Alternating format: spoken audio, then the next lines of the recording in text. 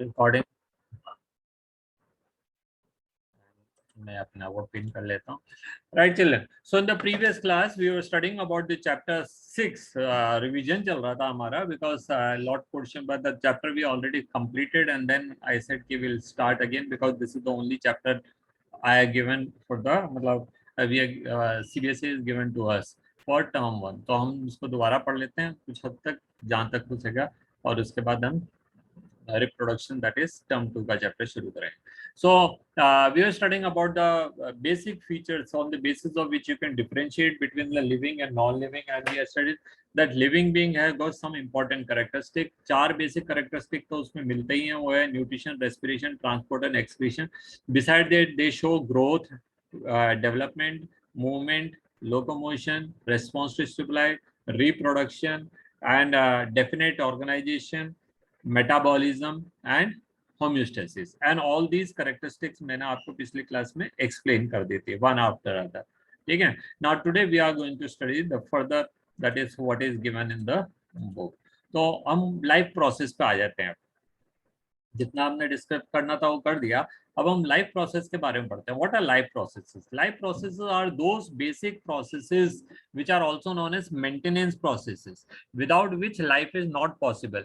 Four basic maintenance processes without which life is not possible are collectively known as life processes. तो किसी भी living being में हो सकता मूवमेंट ना हो रहा हो. It may be possible that they are not locomoting. It may be possible that they are not showing growth. They may be possible that there is no differentiation. It may be possible that वो बेहोश पड़ा और उसको कोई response नहीं हो रहा. आप उसको पानी डालो चाहे आप उसको इंजेक्शन लगाओ. भी तो इवन डॉक्टर्स जो होते हैं वो उसको बेहोश करके चीर फाड़ देते हैं, पूरा काट पीट करके उसके अंदर सब कुछ निकालने खुल करके दिल बाहर निकाल नहीं, दिल तो बाहर नहीं निकालते. हाँ लेकिन that is there are so many surgeries are done and patient doesn't come to know, he is not responding. That doesn't mean he is dead. तो response to stimuli also can be prevented. मतलब वो हो सकता है उसकी भी जरूरत ना. रिप्रोडक्शन तो हमेशा करते ही नहीं है. ठीक है. तो हमने पढ़ा मोस्ट ऑफ द कैरेक्टरिस्टिक जो है उसको हम जरूरी नहीं है कि they are all the time are taking place. Even that certain moments may be there where this thing be stop. Metabolism को छोड़ लीजिए. Metabolism is a chemical process, उसको जोड़. होमियोस्टेसिस भी कई बार डिस्टर्ब होता है ना. कई बार हो जाता है कि हमारे में पानी की कमी हो जाती है. We are not getting water though body has got a better capability yet there are. आपकी आंख में हम कितना लाइट डालें कि आप पीपल को कितना कंस्ट्रिक्ट कर लेंगे.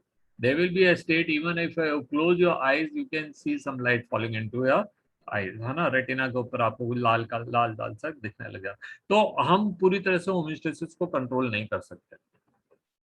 Movement, locomotion, growth, development, response to stimuli, reproduction, ये सारे feature they are shown by the living being but they are not all the time shown. But 4 processes are there which are all the time showing. They are nutrition, respiration, transport, excretion. Now what is nutrition? Nutrition बोले तो that is it's a process. Now these 4 processes are they are taking at the cellular level. आपको हर cell के level पे ले जानी है. एक cell के लेवल, सपोज यहाँ एक सेल है, यहाँ एक सेल है, हार्ट में एक सेल है, किडनी में एक सेल.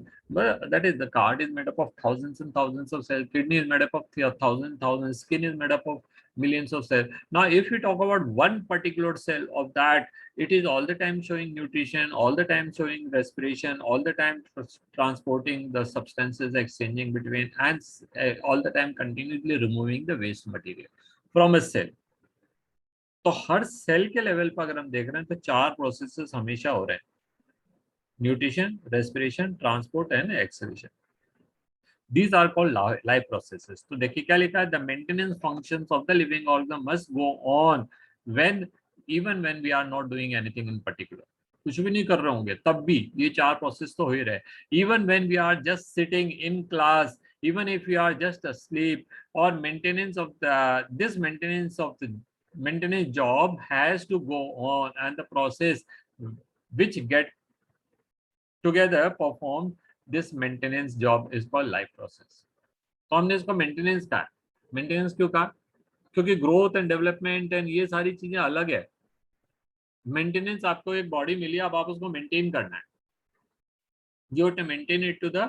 सपोज आप एक मकान किराए पे लेते हैं, मकान मालिक आपको बोलता है देखिए मैं जिस हालत में आपको मकान दे रहा हूँ मेरे को वापस उसी हालत में मिलना चाहिए. If you will spoil paint, you will have to get painted. If any door is broke, anything is broken in the house, you will have to replace it. ठीक है, किरायानामा जो भी कुछ हुआ, या तो आप मकान मालिक होंगे या किराएदार होंगे, तो या अपना खुद का मकान होगा लेकिन आप ना मकान मालिक है ना किराएदार है, मतलब ऐसा वाली स्टेट भी हो सकती है। तो मैं ये कह रहा हूँ कि जिन बाकियों को कईयों को ऐसा एक्सपीरियंस होगा, और कई बार हम ऐसे करते हैं कि किसी बच्चे ने बोरो किया आपसे कोई पेन, आपका बहुत ही प्यारा पेन है, आप बोले नहीं दूंगा नहीं दूंगा, फिर भी वो बोला तो देख मैं दे तो रहा हूँ तेरे को, बट इस खराब नहीं होना चाहिए, नहीं तो मैं तेरे से इतने पैसे ले लूंगा। ठीक है, तो हम इस हालत में देते हैं। Now our body is also maintaining itself. How much water was there? Same amount of water. How many RBC were there in the blood? Same amount of RBC should be there. How much energy is that is क्या कहते हैं, energy को छोड़िए, water हो गया, glucose level हो गया, है ना, हर चीज का लेवल मेंटेन करके रखती है बॉडी। दिस मेंटेनेंस जो है वो जरूरी है ना। क्यों? अगर ये मेंटेनेंस नहीं होगा तो we will disintegrate. if you remember in one of the class when I was teaching in the school, I said suppose I die that moment, अगर कभी मैं मर जाऊं तो मरने के बाद मेरी बॉडी ऐसे कैसी रहेगी क्या? You might have seen dead bodies. कभी मरी हुई छिपकली देखी होगी, चूहा देखा होगा, कुत्ता देखा होगा, बिल्ली देखी होगी. There are so many dead animals. Do they maintain their state in the same way as they were when they were alive? Within few hours they will start disintegrating. अगर आप ना मान लीजिए आपके घर में कोई चूहा है, आपने उसको मर गया उतना उठा करके आपने कहीं फेंक दिया, से for example 1 day or 2 nobody is eating it, it will start smelling and then slowly you will find उनकी बॉडी में से कुछ कुछ निकल रहा है, something black सा गंदा सा ऐसा। ये क्या हो रहा है? there are microorganisms which started disintegrating it. तो जब हम जिंदा हैं तब क्यों नहीं हो रहा है डिसइंटीग्रेशन? मरने पे क्यों हो रहा है? तो maintenance process are there. When we are alive, when we lose something, we replenish it. When we are dead, that replenishment process is not there. Okay? When we are alive, if some microorganisms start disintegrating, as either we will kill it, or जो loss हुआ that will be maintained. So this is called maintenance process. So water loss is maintained. Blood loss is maintain, bleeding मतलब मान लो अगर blood loss हो रहा है तो blood clot बन जाता है, उसको ब्लड जाने नहीं देता है, विद इन फ्यू आवर्स और within few days your blood will be maintain to the original level जैसा पहले था। If light is falling in your eyes it will be maintain. ठीक है, अगर ग्लूकोज की कमी हो गई इट विल बी मेंटेन। आपने खूब जलेबी खा ली, खूब शक्कर खा ली, खूब लड्डू खा लिए, मिठाई मतलब कुछ भी हो, मतलब somewhere you got the free sweet खूब unlimited, you kept on eating. Now we know that the glucose level should not go beyond a certain level in our body. So what happened to the excess of glucose? That is converted into glycogen. तो ये जो है maintenance, तो अब ये maintenance process overall हमारी body को चलाता है। ठीक है, इसी को हम कहते हैं लाइफ प्रोसेस। तो देखिए, since these maintenance process are needed to prevent damage from the breakdown, energy is needed for them. अब ब्रेकडाउन अगर किसी प्रोसेस को चलाना है तो उसके लिए एनर्जी चाहिए। We know that energy is the capacity to do work. Without energy कुछ भी नहीं होता है। तो वो एनर्जी कहाँ से आएगी? Where this energy will come from? So one of the source of energy, वैसे तो natural source of energy sunlight है, but all the living beings are not capable of converting और यूजिंग दिस सोलर एनर्जी। हम थोड़ी directly सन की energy को use कर सकते हैं, ठीक है, बट प्लान कर। तो what energy is available to us which we can use the chemical energy which is present in food. So we are eating food, we are digesting it, we are getting some of the basic nutrient, maybe carbohydrate, fat, protein जो भी है, and then we'll be oxidizing it and getting energy.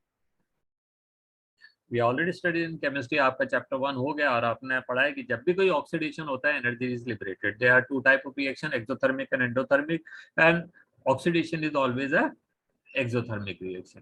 तो जब भी oxygen combine होगा या किस चीज के अंदर, तो उसमें से एनर्जी निकलेगी। तो हमारा बॉडी क्या कर रहा होता है? यही कर रहा होता है, ग्लूकोज लिया, उसको ऑक्सीजन में जला दिया and energy is liberated. So this energy will be used.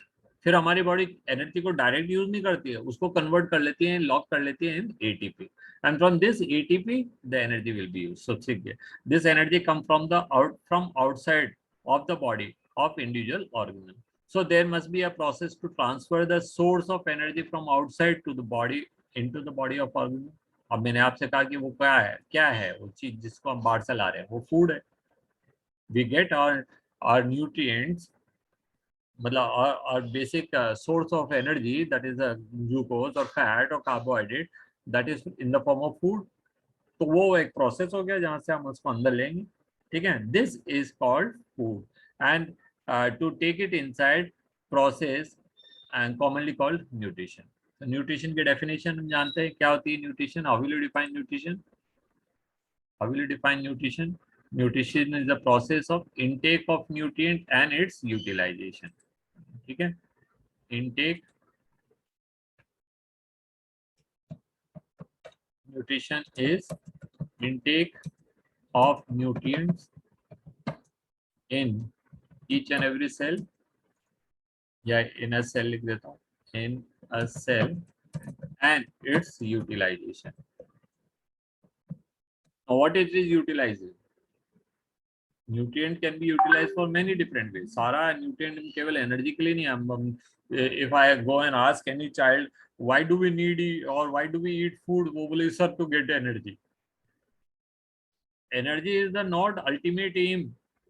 हम न्यूट्रिएंट से बहुत सारी चीजें कर रहे हैं. एनर्जी तो है ही, a part of food is, और major part of food is actually use for energy. But beside this the cell has lost something that will be maintain, है ना. उसको पानी की जरूरत होगी, वो भी उसको नई सेल्स बनानी होगी, तो raw materials are required for that also. It requires so many different type of things which are used in making, like teeth are there. Now teeth is made up of calcium. Where this calcium will come from? और body can not. तो chapter 1 में 9th class में पढ़ चुके हैं कि matter is neither created nor be destroyed. So our body will not be able to create calcium. So the calcium we have to get from outside. So how will get? Through nutrition. Very obvious. So nutrition जो है उसके there are number of function, है ना, और उन function को पूरा करने के लिए we have to take the nutrient from outside.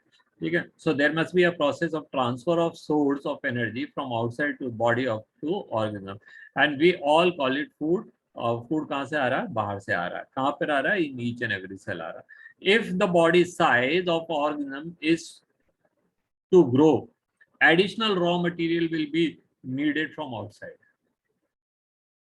If we are to grow, and we know that all the living beings we grow, इतना सा पैदा हुए थे हम, और आज कितने बड़े हो गए. आप अपने आप को देख सकते हैं, how tall you are. And not only tall, चौड़ाई भी तो बड़ी है. नॉट ओनली चौड़ाई, वेट भी तो बड़ा है. तो how the thing, how mass is increased? Because mass is a characteristic of matter. So if mass is increasing, that means matter is increasing. If matter is increasing, that means you cannot create matter. That means you are getting matter from outside. And how we are getting matter from outside? The only way by which we can get matter from outside is nutrition. Simple. So हमको बाहर से चीजों को लेने की जरूरत पड़ेगी. तो if the body size of organism to grow, additional raw material will also be needed from outside, since life on the earth depend on carbon based molecule. अब ये बात को आप समझ लीजिए, carbon based molecule, because soon you are going to study chapter 4, है ना. आपके बुक में ऐसे आप चैप्टर 4 पढ़ेंगे, कार्बन एंड इट्स कंपाउंड.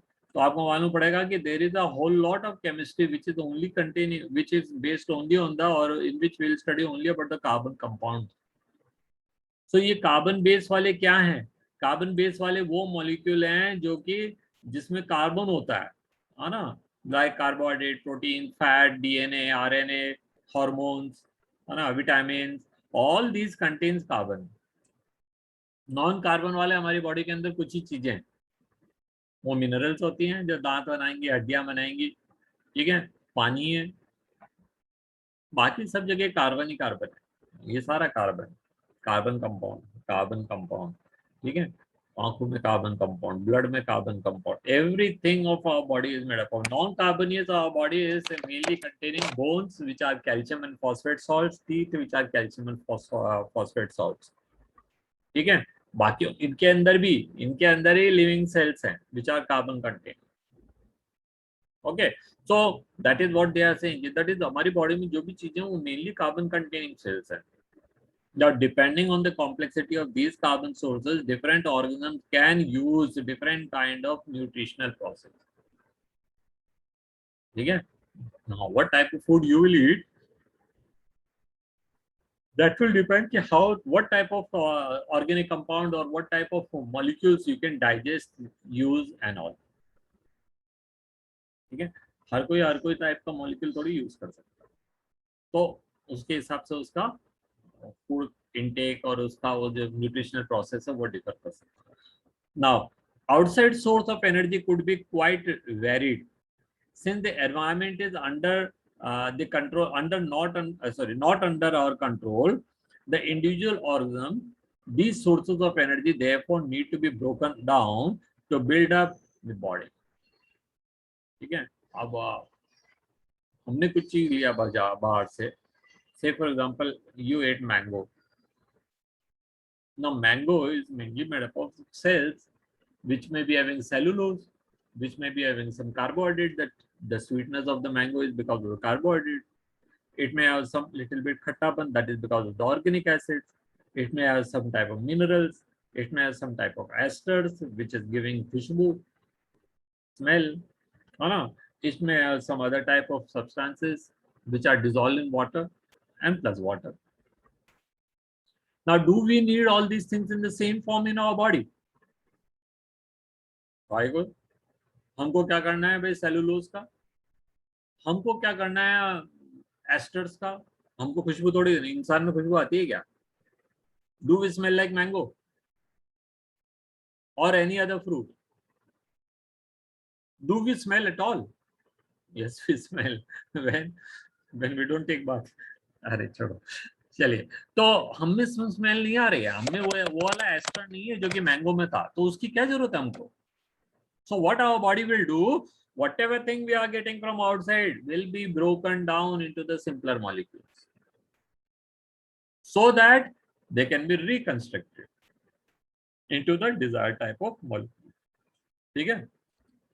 तो देखिए क्या लिखा है, the outside source of energy could be quite varied since environment is not under control of individual organism. These sources of energy therefore need to be broken down or build up body.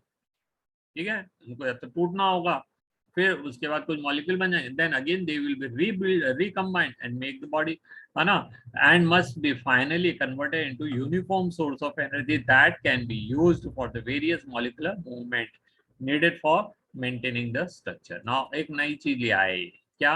Molecular movement. ये क्या होता है molecular movement? What is molecular movement? Now molecular movement क्या है? Molecular movement जो है that is the movement of the molecules. We have got cells here, we got cells here, we got cells here, we got cells everywhere in the body. But only the digestive system is taking the things. बाहर से जो भी हम खा रहे हैं वो तो यहीं पे घुस रहा है ना. यहाँ से घुसा, हम पढ़ चुके हैं वैसे, तो फिर भी मैं दोबारा से बोल देता हूँ. माउथ से घुसा, ईसोफेगस में गया, स्टमक में गया, in the duodenum, in small intestine, large intestine, and then undigested comes out. Where the other molecules will go? How these body parts which are to oxidize food will get their food? यहाँ वाली cell को कैसे मिलेगा? क्या यहाँ से direct आ जाएगा मुंह से यहाँ पे? It will be first broken down कहाँ पे? Digestive system में. Then it will be absorbed into the blood and blood will bring it here. Every part of the body will get these basic necessities through blood. So blood is actually responsible for movement of the molecules and that is called molecular movement. तो यहाँ molecular movement हो रहा है.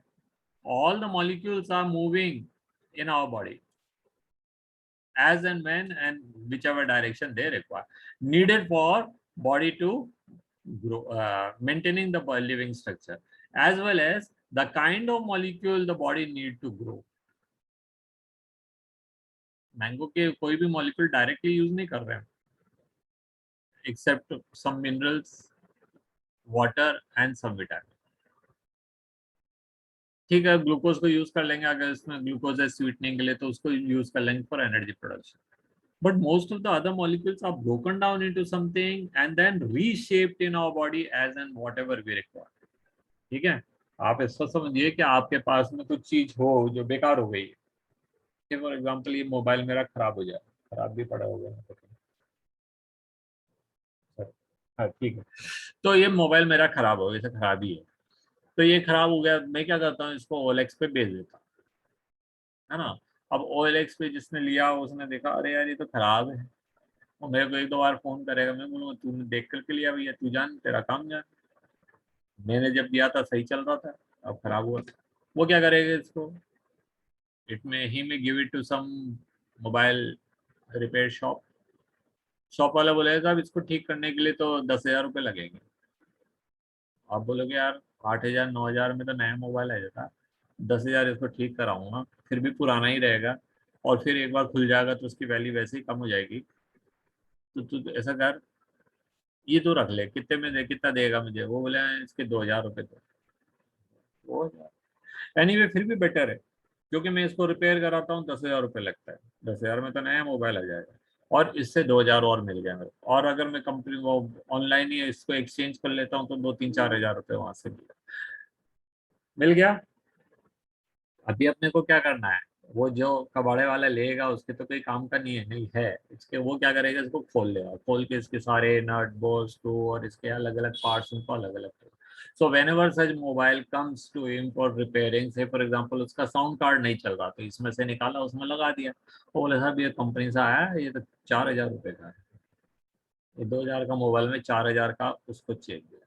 फिर कि इसका camera, कोई और आता है जिसका कैमरा टूट गया नीचे गिर के, इसमें से निकाल के उसमें लगाया, कितने का सर, 5,000 का कैमरा है साहब, ये तो 64 मेगापिक्सल का है, ऐसा कैमरा नहीं मिलेगा आपको, बहुत बढ़िया वाला है दांसू, और आप कंपनी से लोगे, आप दुकान पे जो सर्विस सेंटर पे जाओगे 8,000 रुपये लेगा, ठीक है साहब।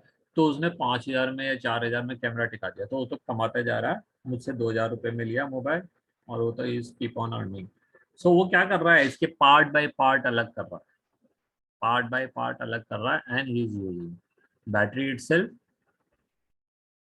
5,000 mAh की बैटरी, काफी सारी है, सॉरी माइक्रो mAh की, तो काफी वो, तो मान लो कि 400 500 रुपए की बैटरी होगी।